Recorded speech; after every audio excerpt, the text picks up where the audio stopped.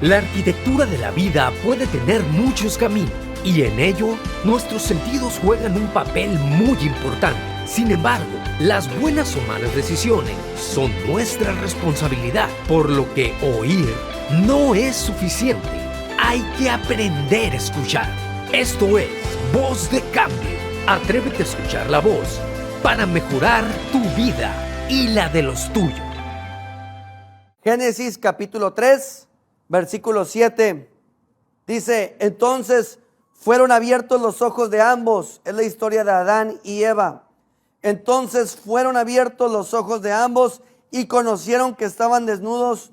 Entonces cosieron hojas de higuera e hicieron delantales y oyeron la voz de Jehová Dios que se paseaba en el huerto al aire del día, y el hombre y su mujer se escondieron de la presencia de Jehová Dios entre los árboles del huerto. Se escondieron.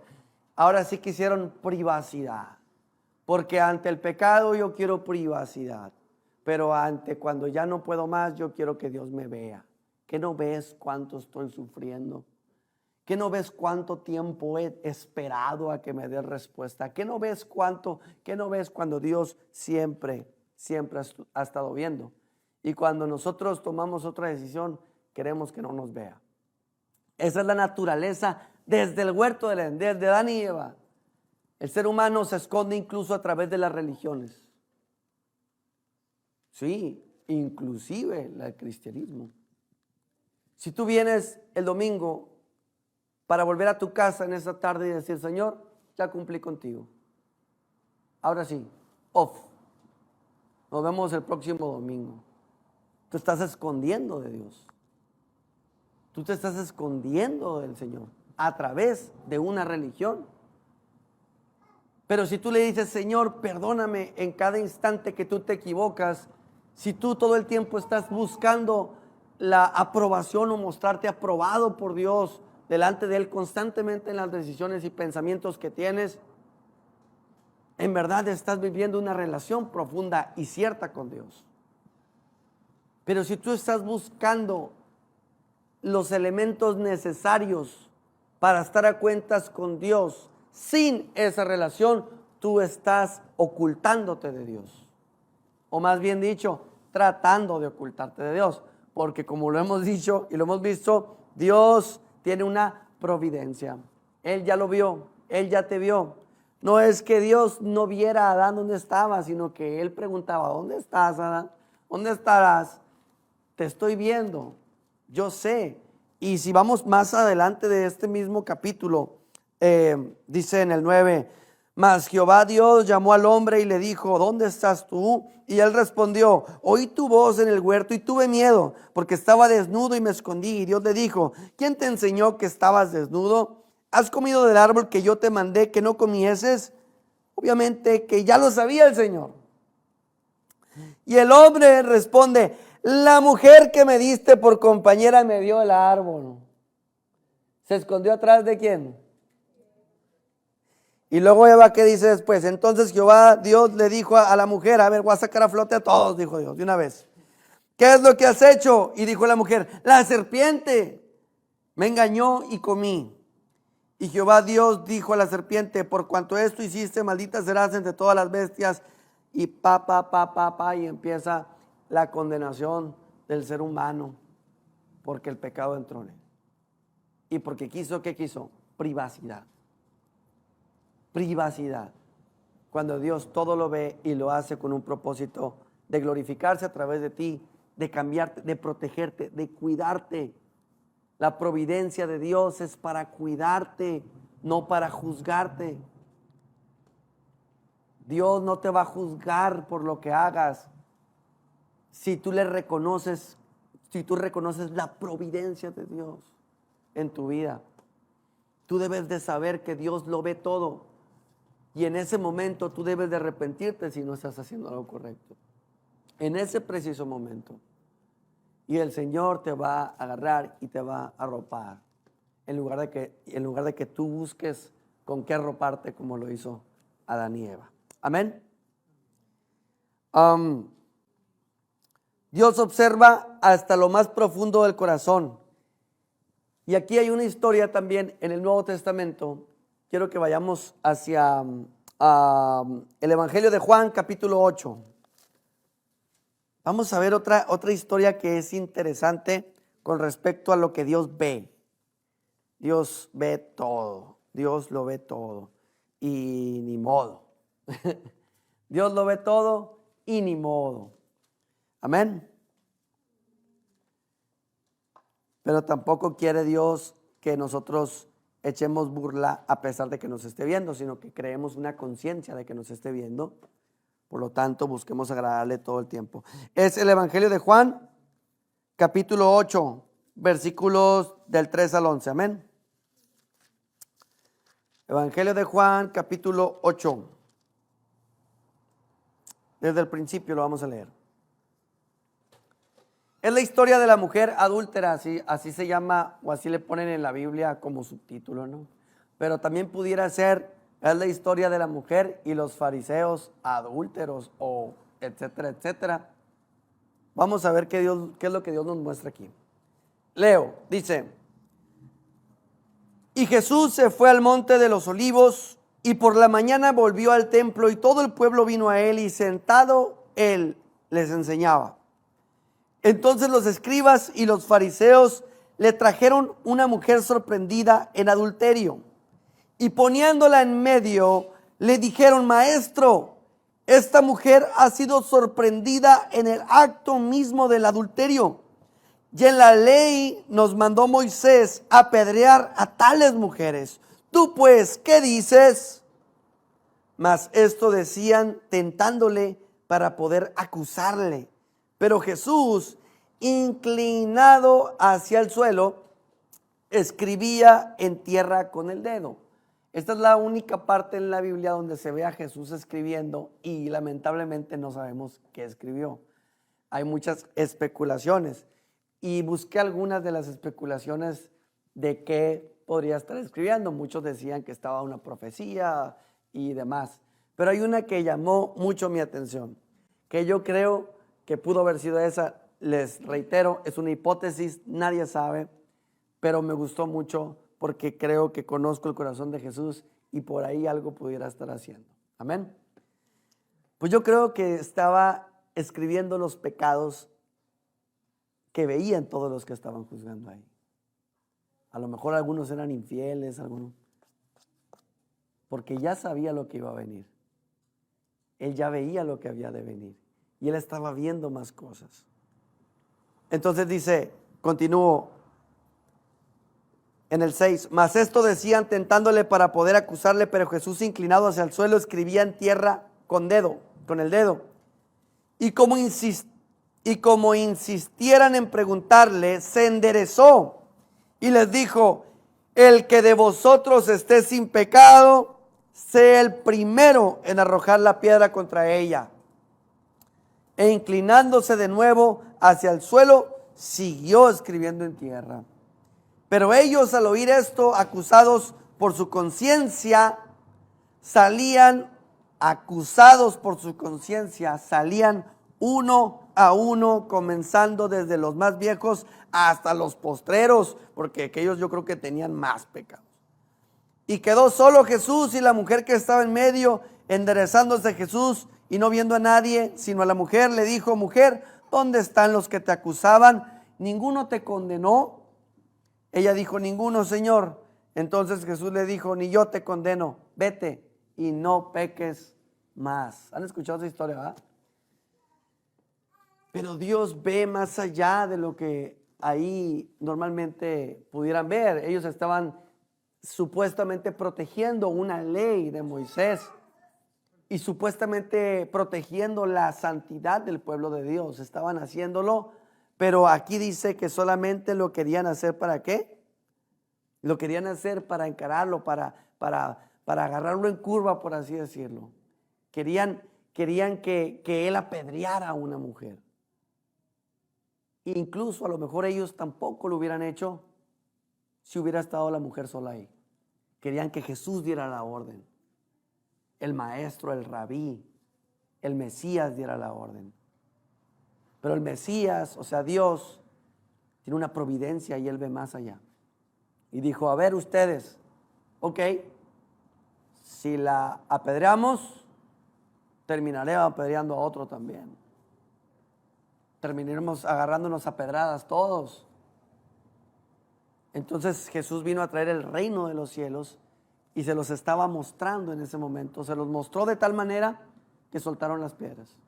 Y por más ley, por más palabra, por más religión, por más creencia, por más fe que hayan tenido, las piedras se cayeron de sus manos. Porque la gracia de Dios estaba puesta sobre ellos a través de la providencia de Dios. Dios lo ve todo. Cuando nosotros juzgamos a una persona, Dios no está viendo cómo lo juzgamos. Dios está viendo lo que nosotros tenemos.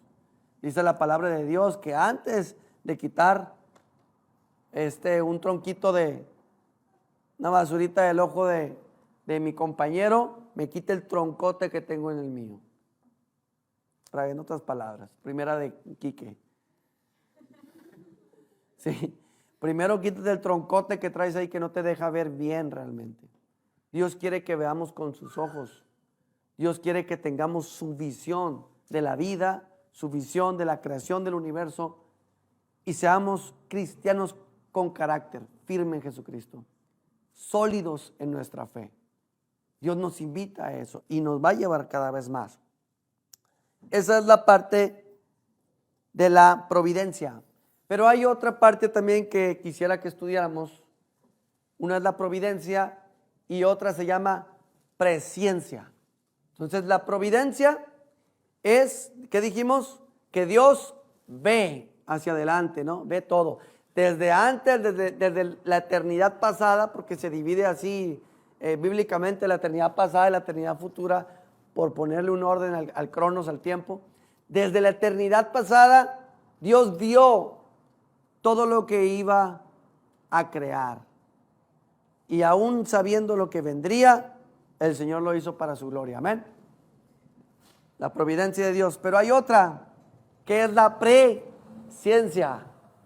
Y esa es una actitud nuestra ante el conocimiento de Dios, actual hacia el pasado. Pre es hacia atrás y ciencia es conocimiento. Amén. ¿Esto qué quiere decir? Que Dios conocía todo desde antes de la fundación del mundo. Dios te conoció desde antes de haberte creado. Son dos cosas diferentes. Uno es lo que Él vio, pero ahora estamos diciendo que el Señor ya sabía qué te ibas a poner el día de hoy. ¿Qué decidiste el día de hoy para ponerte, para venir acá? Él sabe cuáles fueron tus peleas mentales para venir aquí. Y conocía. Y eso es maravilloso porque entonces le damos sentido al libre albedrío. Le damos sentido al por qué decidir si Dios tiene todo en control. Por su presciencia. Él sabía lo que íbamos a elegir. Por eso Dios nos creó en amor. Yo no podría agarrar siempre pongo de ejemplo a Nati, ¿no? No podía haber agarrado a Nati y decirle, te casas conmigo, vámonos. Porque eso no es amor. Le pregunté, ¿te quieres casar conmigo? Y ella aceptó. Hicimos un pacto delante de Dios en el amor de Cristo. ¿Por qué la Escritura no nos dice, y si no aceptas a Cristo te vas a ir? No dice así. A los suyos vino y los suyos no le recibieron, dice.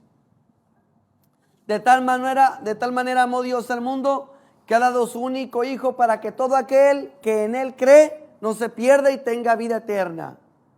Recibe maldición o bendición. Tú decide. Decide seguir a Cristo. Decide buscar más a Dios. Esa es tu tarea. Esa es tu elección. Y ahora tenemos dos cosas. Tenemos la soberanía de Dios y la responsabilidad humana. Ambas son necesarias. Dios, sí, cierto, no nos necesita para hacer su obra, pero lo ha elegido porque Él también decide. Dentro de su eterna sabiduría decide y nos da a elegir. ¿Quieres o no quieres. Pero aún quieras o no quieras, Él ya lo vio todo. Y Él te dice que si sí quieres, vas a reinar con Él. Pero si no quieres, hay un lugar que te espera, donde está el crujir de dientes. Amén. La presciencia. La presciencia, Dios tiene la capacidad de saber el resultado de una actividad aún antes de que comience. Por ejemplo, lo que vamos a elegir. Punto número 1 que puse aquí. Dios ya sabe quiénes se salvarán y lo supo antes de crearnos, pero a la misma vez nos deja elegir libremente. Esa es una realidad y esas dos cosas tienes que aceptarlas en tu vida para tú tener una fe certera. Sí, cierto. Dios, mi Dios, es todopoderoso, pero en su infinito amor y dentro de su capacidad me dio a mí la capacidad de elegir si quiero una vida con Él o no quiero una vida con Él. Por eso el anhelo que tenemos todos los que ya elegimos estar en Cristo es que otros también lo elijan. Entonces, si Dios ya sabe todas las cosas, ¿para qué predicamos? ¿Para qué oramos? Bueno, ahí viene la parte interesante. El Señor, dentro de su plan, utilizó algo que es valioso, es de lo más valioso que existe, y esa es la fe del ser humano. Todo lo creó a través de la fe. Acompáñame a Romanos 8:28, por favor. Romanos 8:28. Un versículo muy emblemático, un versículo muy sonado, muy popular, pero con tanta profundidad que tiene. Romanos 8:28 dice: y sabemos que a los que aman a Dios, todas las cosas les ayudan a bien. Esto es, a los que conforme a su propósito son llamados. Porque a los que antes, ¿qué? ¿Qué dice?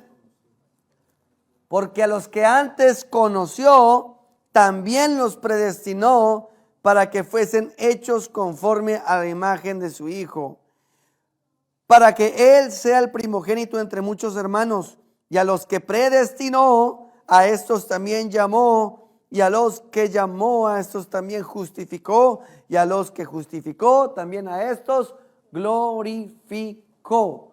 El Señor ya sabía que tú ibas a decidir por Él.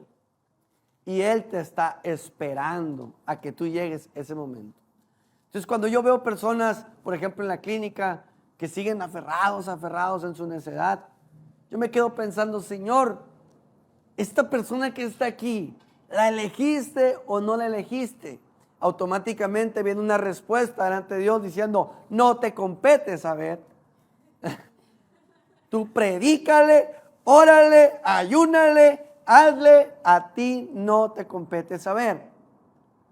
Pero los que Dios puso en mi mano, o sea, mi Padre, en otra parte lo dice así, mi Padre puso en mi mano, nadie los arrebatará.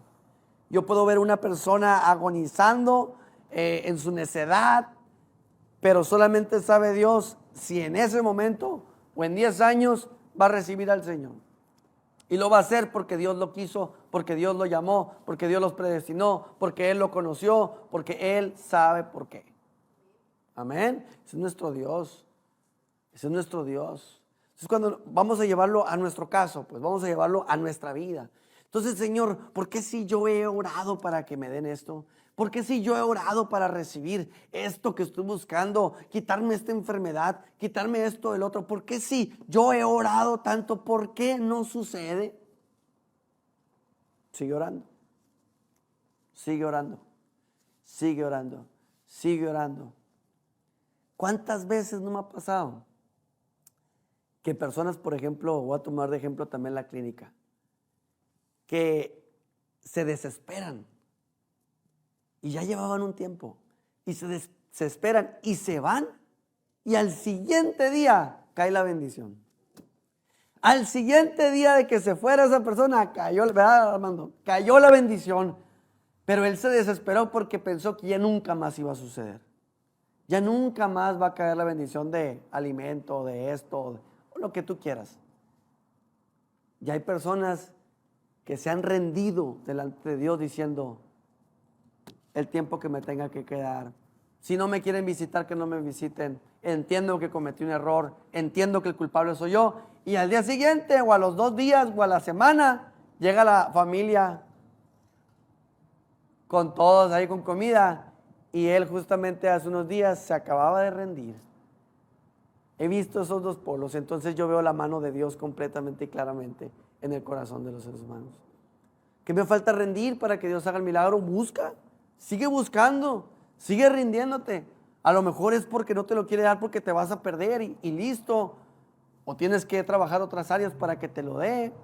O a lo mejor nunca te lo va a dar, pero tú sigue orando. O a lo mejor Dios te dice, ya ora por otra cosa, porque eso no lo quiero para ti. Pero es en la profundidad de las Escrituras y nuestra relación con Dios como nosotros podemos ser revelados. Y es algún tema que nosotros como iglesia tenemos que abordar, el tema de la revelación. Tema de la revelación. Yo quiero que tengan revelación. Yo quiero que tengan revelación. Manuel también, que todos tengamos revelación. ¿Revelación de qué? De lo que Dios te quiere mostrar y nos quiere mostrar como iglesia. Si nomás me revela a mí, le revela a Manuel, le revela a uno que otro, a nuestras familias, y a ustedes no les revela, entonces vamos a estar unánimes, en un mismo sentir. Vamos a andar agarrando cada quien para otros lados. Y el chiste es que nos revele como iglesia. Pero la revelación llega solamente a través del conocimiento de Jesucristo. Pablo decía, lo tengo todo por basura. Todo lo tengo por basura con tal de conocer a mi Señor Jesucristo. Con tal de conocerle cada vez más. No tienes que ser un erudito, no tienes que ser todo un rabí para profundizar más en el conocimiento de Cristo. Solamente llévalo de la palabra a tu vida una y otra vez, una y otra vez. Nosotros no vamos a la palabra para que nos ayude en nuestra vida. Nosotros vamos a la palabra para saber qué quiere Dios de nuestra vida. No vamos a la palabra para sacar algo de provecho. Vamos a la palabra para investigar en el corazón de Dios qué es lo que Él quiere de mí. Y entonces estaremos por el camino correcto. Amén. Acompáñame rápido a Mateo 6:7.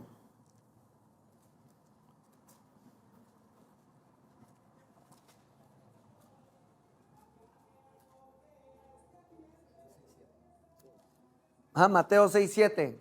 Mateo 6, capítulo 6, versículo 7. Amén.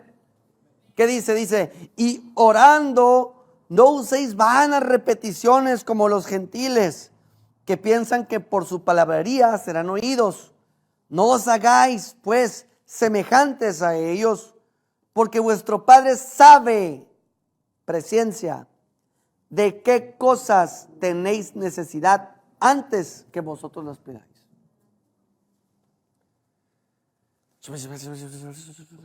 Y que estés ahí como mi abuela a las 3 de la mañana en aquel entonces. No. Dios ya sabe qué es lo que vas a orar. Señor, en esta oración yo quiero orar conforme a tu voluntad. Ponme en mi corazón qué orar, qué pedir. Si me voy a entender. Nosotros no podemos agarrar a Dios y decirle, pum, ya te caché. No. Así funciona, no. Manita de cochino. No existe. No existe. Dios, como le reiteraba en otros domingos, Dios ni siquiera se creó a sí mismo. No, Dios no se creó a sí mismo. Dios nos creó. Nosotros sí somos creación, nosotros. Pero Él no, ni siquiera Él se creó a sí mismo, ¿no? Él es Dios. O sea, no cabe en nuestra mente cómo descifrar a Dios. Podemos conocer su corazón a través de Jesucristo, su Hijo amado. Y bastante revelación tienes como para amarle toda tu vida y para agradecerle toda tu vida. Porque Dios prefiere obediencia al sacrificio. Dios prefiere que llegues directamente con una oración sincera, un corazón quebrantado, humillado delante de Él, diciéndole, aquí estoy. No sé ni lo que quiero, Señor. Llega así, dice, Señor, no sé ni lo que quiero. ¿Para qué voy a empezar a orar si no lo sé? Pónmelo en el corazón. ¿Qué quieres que ore? ¿Qué necesito para mi vida? Dímelo tú. Y si no escuchas nada y nadie te contesta, abre la Biblia y empieza a leer un salmo o un proverbio y te aseguro que Dios te va a contestar lo que estás preguntando. Amén. Entonces, Él ya sabe qué es lo que nosotros vamos a pedir. ¿Y para qué nos esforzamos en hacer lo que Dios dice si de todas formas lo haremos? Bueno, por obediencia y fe. Acompáñame rápido a Santiago, capítulo 5, versículo 13. Santiago, capítulo 5, versículos del 13 al 18. Dice: ¿está alguno entre vosotros afligido? Haga oración. ¿Está alguno alegre? Cante alabanzas, aunque se queda afónico. ¿Está alguno enfermo entre vosotros? Llame a los ancianos de la iglesia y oren por él, ungiéndole con aceite en el nombre del Señor. Y la oración de fe salvará al enfermo y el Señor lo levantará. Y si hubiere cometido pecados, les serán perdonados. Confesaos vuestras ofensas unos a otros y orad unos por otros para que seáis sanados. La oración eficaz del justo puede mucho. Eficaz, conforme a la voluntad de Dios. Y no tiene que ver con que no pidas nada que te inquiete a ti. Porque posteriormente este versículo dice: Elías era hombre sujeto a pasiones semejantes a las nuestras, pero oró fervientemente para que no lloviese, y no llovió sobre la tierra por 3 años y 6 meses. Y otra vez oró, y el cielo dio lluvia, y la tierra produjo su fruto. Ora fervientemente. Te voy a preguntar así algo. ¿Has estado orando por algo? ¿O has querido que Dios te ayude en algo, en lo que sea? ¿Ya oraste fervientemente? La verdad. Fervientemente. Ferviente puede ser sin parar y en avance cada vez más. O sea, de una manera eufórica, por así decirlo. Fervientemente. ¿Ya lo oraste así o lo has orado más o menos? O le pides a un amigo que te ayude en oración, o al pastor, o etcétera, etcétera. ¿Ya oraste tú fervientemente así como Elías? Porque a lo mejor lo que está esperando Dios es eso para dártelo. Escúchanos por Amazon Prime y Spotify en Voz de Cambio. Gracias por quedarte con nosotros y decidir por la Voz de Cambio. Te esperamos la próxima semana.